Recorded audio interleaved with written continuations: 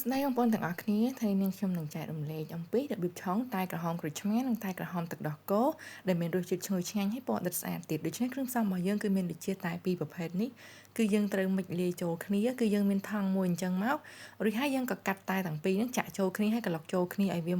សព្វគ្នាល្អបងប្អូនចំពោះតែបៃតងគឺយើងលាយដូចគ្នាអញ្ចឹងដែរបងប្អូនរបៀបឆុងតែបៃតងគឺថាមានថតវីដេអូមុនរួចហើយបងប្អូនអាចចូលទៅមើលបានឥឡូវនេះបន្ទាប់ពីតែលាយចូលគ្នារួចហើយយើងក៏មកថ្លឹងតែចំនួន40ក្រាម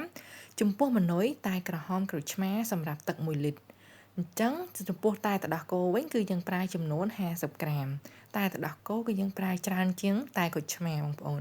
ចាក់ទឹកក្តៅដាំពុះចំនួន1លីត្រចូលទៅក្នុងសូទាំងពីរហ្នឹងមកបងប្អូន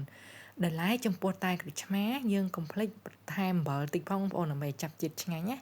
បន្តមកទៀតយើងក៏ទុកវាចេញជាតិអស់ចន្លោះពី7នាទីដល់10នាទីរួចហើយយើងក៏ស្រង់កាកតែចេញចំពោះតែទឹកដោះគោកុំភ្លេចបន្ថែមម្សៅទឹកដោះគោនេះចូលផងបងប្អូនគឺជាប្រភេទម្សៅទឹកដោះគោព្រីមៀមសាបខ្ទិះដាក់ចំនួន50ក្រាមចូលទៅរួចហើយកូរចូលគ្នារលាយល្អមកបន្តមកទៀតយើងក៏ទុកវាម្លាយសិនយើងក៏មកឆុងតែក្រូចឆ្មាមុនដោយប្រើជាមួយនឹងទឹកតែដែលយើងបានឆុងនឹងចំនួន200មីលីលីត្ររួចហើយបន្ថែមជាមួយនឹងទឹកស្ករចន្លោះពី60ទៅ70មីលីលីត្រសម្រាប់កែវលេខ22បងប្អូនរួចហើយយើងក៏ប្រើជាមួយនឹងទឹកក្រូចឆ្មា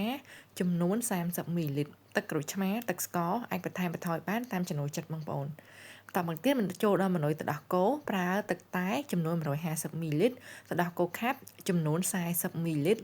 ចាក់ចូលគ្នាកូរចូលគ្នាមករួចហើយបន្ថែមជាមួយនឹងទឹកដោះគោស្រស់ចំនួន40មីលីលីត្រ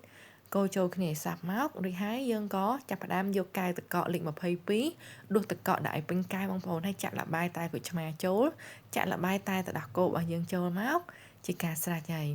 ជាចុងក្រោយយើងក៏បន្ថែមជាមួយនឹងទឹកដោះគោរាវខ្ទិះស្រោចពីលើចំពោះម៉នុយតែទឹកដោះគោចំពោះម៉នុយតែក្រូចឆ្មាគឺយើងបន្ថែមចំណិតក្រូចឆ្មាអញ្ចឹងទៀតមកជាការស្រេចដូច្នេះសូមបងប្អូនមានចំណាប់អារម្មណ៍ចង់បានប្រភេទតែគ្រឿងផ្សំកាហ្វេគ្រឿងផ្សំតែគុជអាចឆាតចូលពេកបានណាអរគុណច្រើនបងប្អូនទាំងអស់គ្នា